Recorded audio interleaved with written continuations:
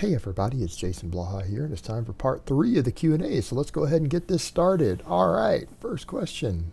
Hey old man, a while back you decided to stop pursuing competitive powerlifting for health reasons.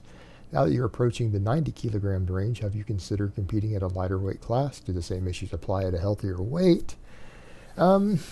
No, I wouldn't rule out competing in powerlifting again, especially as I'm getting older. Like, I don't want to do it right at this moment. I don't plan on necessarily jumping back into comp this next year.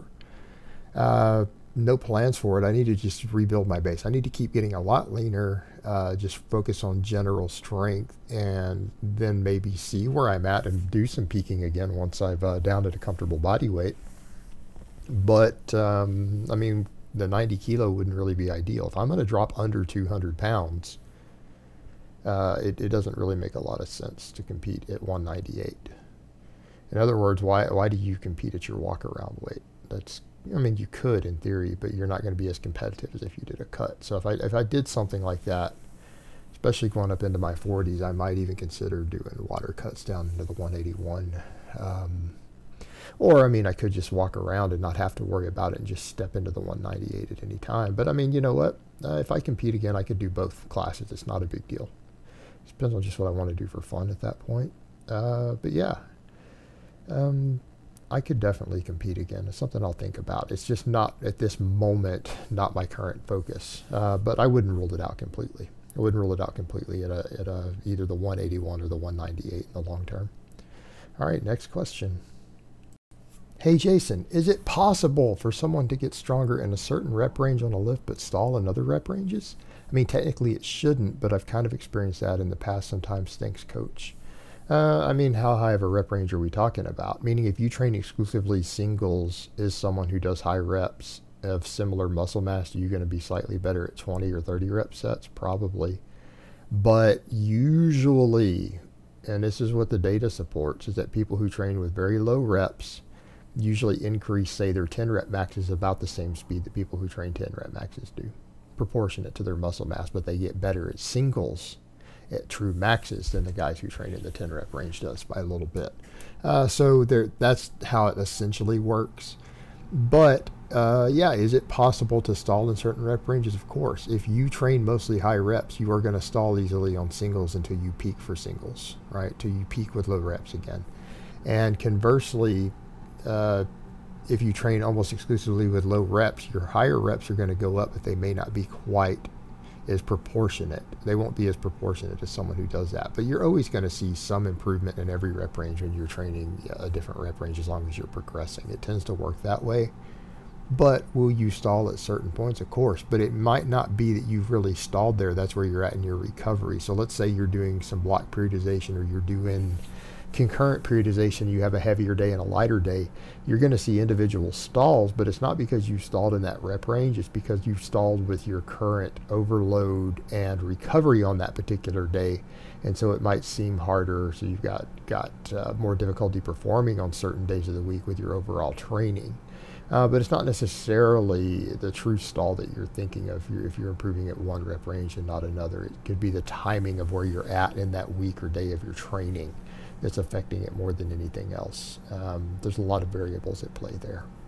All right, next question.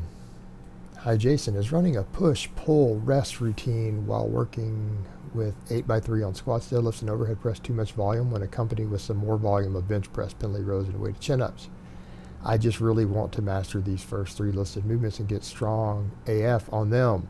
But sometimes on push days, coming in and doing 8x3 overhead press followed by 8x3 squats can be very intense, as one can imagine. Thanks.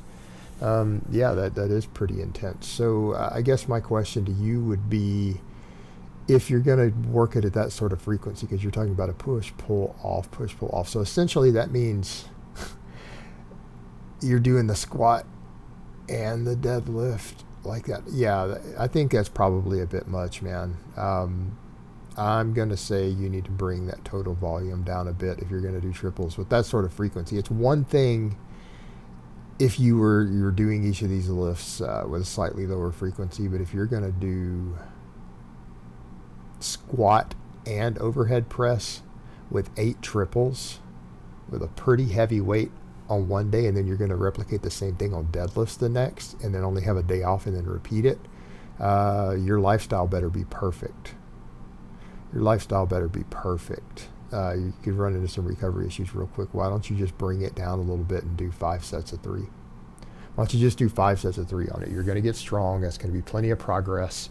And it's not like you're only doing those 3 exercises, right? You're doing other lifts. So, I mean, if you've got these other exercises in the mix to accompany that for overall training volume, you'll be fine, man. Do the 5 by 3 so that you don't bury yourself on this, because that's, I think, is a little bit much for most people who don't have every single variable perfect in their lifestyle.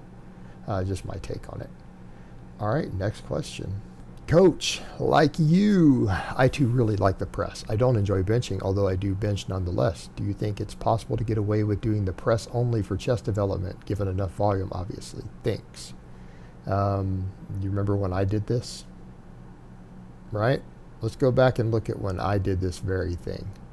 I did no flat benching or dips or anything for something like 1.5 years. And I kept a pretty good sized chest, but that's my genetics.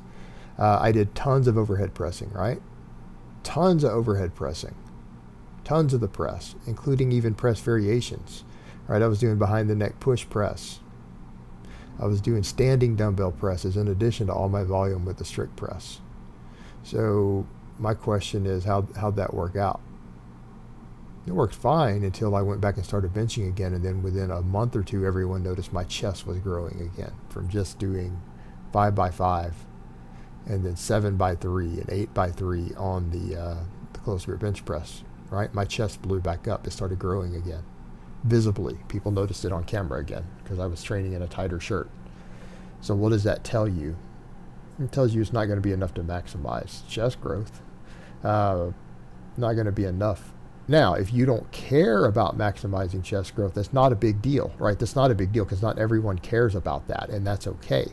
However, you ask specifically, is it possible to get away with that only for chest development? I'm going to say no. I'm going to say no.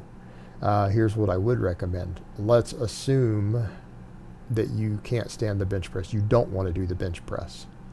Why don't you do some weighted dips? You know what? I think focusing very, very heavy and specializing on the strict press and then doing some weighted dips, I think that'll give you maximum chest development. I think that'll do it for you if you don't want to bench.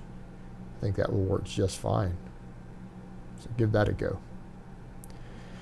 All right, next question and last question of the week.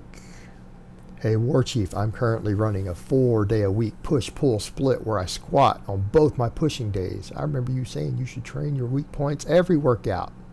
I was unable to train the press for a long time, so now I'm back into it, and I've added a light 3 by 10 on my pulling days on top of a 5 by 5 on the pushing days. Press is currently at 155, close grip bench 250, squat 345, chin up 70. Man, your press is proportionate. Let me do some calculations here. It's proportionate at least with your squat. I don't know if you necessarily need to specialize in it. Let me divide it by your close grip. And let's see what we come up with. It's about 60%. All right, you could stand to get a little more on it. Yeah, and I think that you having done the extra squatting was a good idea because your squat is honestly lagging a hair behind your upper body lifts. So having specialized in the squatting for a bit was a good idea. Here's what I would say with that. If you want to focus on the press for just a little while, yeah, go ahead and do that. I don't necessarily know if I do 3 by 10. I don't know if I do 3 by 10. Why don't you just come in and do, since you're doing 5 by 5 on your pushing days, why don't you come in and just do a couple of sets of 5 on your pulling days with the same weight you're doing the 5 by 5 on, right? So that you're not fatiguing yourself quite to those limits. Or even do, you know, a 3 by 5 with 90% or 95% of what you do your 5 by 5 with. I might lean in a direction like that just to get that extra workload in on it without necessarily doing the high volume, because that really high volume, that 3 by 10, doing it back to back like that on your heavy days, I think you're going to start getting some interference in your recovery on the lift. I think it could negatively impact it. In other words, you want to not push yourself necessarily quite as hard or you want to replicate the effect. In other words, since you're training some days 2 days in a row because of you're doing 4 days a week, I might do it a little different. If you were just training 3 days a week, I would just add more total volume with the overhead press. But with what you're doing, I might lean in the direction of just having a slightly less volume, but still somewhat heavy day without doing a ton of volume like that, because it's going to interfere with your recovery eventually. It might be okay for a little while, but it is going to catch up with you. So that's just my take on it. That's what I might do different. And then I would go back and specialize in the squat again, because you're lagging behind just a hair on that, I think. All right, guys, but that's really all I have to say on that today. I hope it's been informative, and I will talk to you guys next time.